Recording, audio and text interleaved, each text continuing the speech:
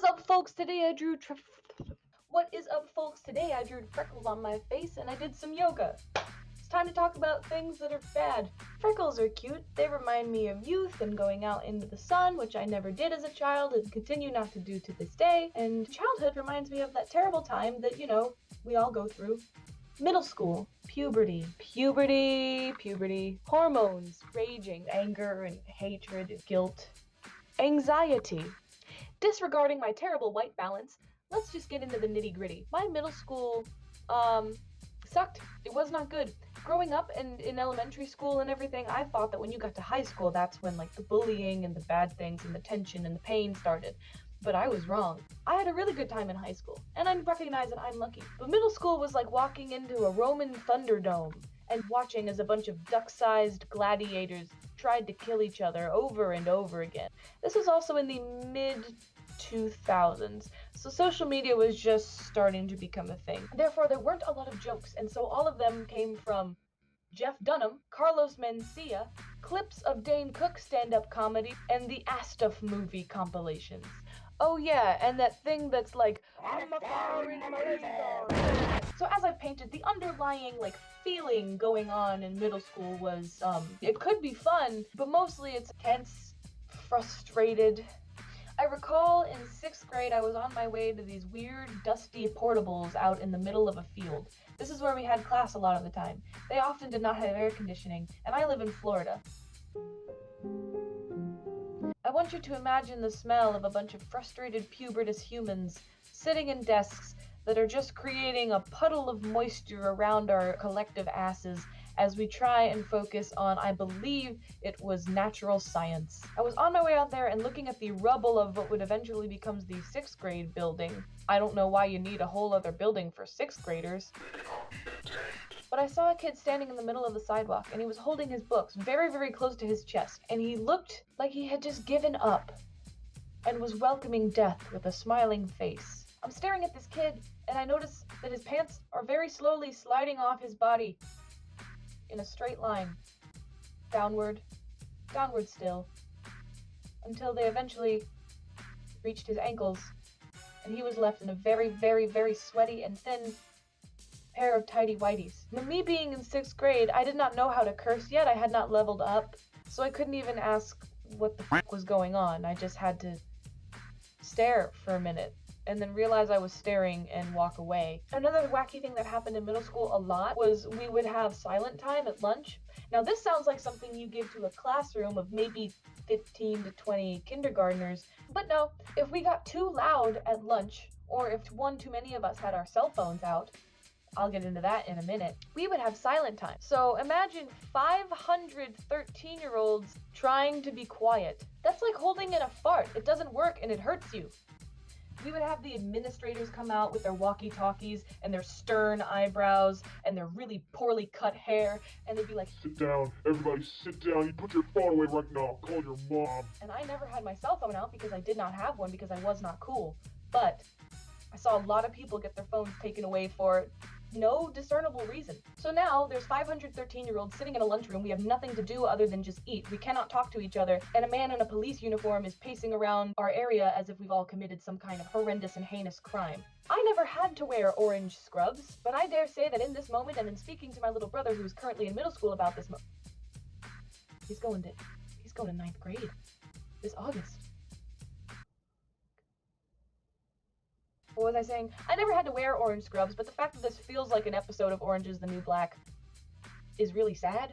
Anyway, back onto a slightly earlier point, the cell phone thing. One of the rules, and there were many at our middle school, was that we weren't allowed to have cell phones out, ever. What's the fucking point of having one then? I've never seen a more docile group of people than a bunch of students at high school sitting at lunch and just reading on their phones. No trouble happens there. You're just sitting on your phone, reading an article or watching a YouTube video. They should have given us phones to help us calm down and not fight each other. Also at my middle school, we weren't allowed to have backpacks in the hallway. If you were seen carrying a backpack, you were just assumed to have a gun. I started in middle school the first year this was happening. And if you went to my school or in any of the schools in the area, you know what I'm talking about when I say the tardy table. If you're late for class, if your teacher just sees you running in the hallway on the way up to the door and thinks that's just not fine or dandy, you get sent to the tardy table. And the tardy table is where you go to be publicly shamed for having short legs and not being able to make it to class on time. If you are tardy once, nothing comes of it. If you are tardy twice, nothing comes of it. The third time you are tardy, you get a detention. The fourth time you are tardy, you get suspended from the school. Hold on a second. Let that compute in your mind. I don't feel like going to school on time. What? You're telling me I don't have to go to school? Well, golly, Mr. Mercer, I'm just not gonna show up. This isn't a punishment. I was never ever late to class more than, I think, once a year. And I'm such a goody two-shoes that it scarred me for life when I was. I was running to class because I did not want to be late, which I feel like running in the halls should not be a punishable offense. Partly because if you're running in the halls, you're either running from something, which everybody else run, please. You don't know what it could be anymore. Or you're on your way to class and you don't want to be late. And that's dedication, my friend. I grabbed the door handle when someone's mom behind me decided to say that I was running and that I needed to turn around and walk up the hallway and back again to get to my class. And when I was late as a result of her stupid command, I wept. That was carried into high school, which you have to get up at an ungodly hour to make it to the high schools around here because people don't give a shit about you and they want you to die. So it makes sense if you're a little bit late to first period 10 or 20 times. Just does. Sorry about it. Change it up, school system. This will have to be the cream of the crop for this video, but I feel like I could make a continuation and you should let me know if I should. There was a day, one cool January afternoon, where there was not just one fight or two, not even a handful of brawls, but a total of 11. 11 fights. I believe the first fight happened when I was just leaving gym and I was on my way to math class. It doesn't really matter, they were all the same and I didn't learn anything. But I was hot and tired and sweaty and hungry and I looked like a Baptist version of Cousin It when I see a gathering in the commons. And the commons in my middle school was sort of like the living room of the middle school because everybody would kind of gather in there and travel through there, sometimes in their underwear, sometimes brushing their teeth. But it wasn't like a living room where, you know, you're sitting there and you're having fun eating popcorn and listening to your dad yell about Fox News and why the country is just going to shit. It was more like you're watching your fellow peers and understanding that the country is indeed going to shit. On that note, I'm cruising, not for a bruising, when I see two people. They're doing the Star Trek fight shuffle, where they just grab each other's shoulders and shake a lot. And then one of them goes to the floor, and then they get up. And I witnessed the ripping out of someone's whole weave. How's that for wig snatched? I have no time to react to this, and I barely understand what's happening, because I've never actually seen a fight with my own two eyes before. I just hear them, I hear the impacts of them, I see the teachers running towards them, but I was so scared I never actually wanted to look at them. And now, I was faced with actually witnessing two people almost kill each other. It was invigorating. Again, this was probably the first of many that day. I found myself in one of my classes later, I don't recall which one, because again, what did I learn? When someone else from the hallway, a student who was loitering, I guess, runs into my classroom to shout that there's a fight going on. And then everyone simultaneously proceeded to get up and go watch it. Everyone got up to go see people kill each other. Welcome to the Thunderdome.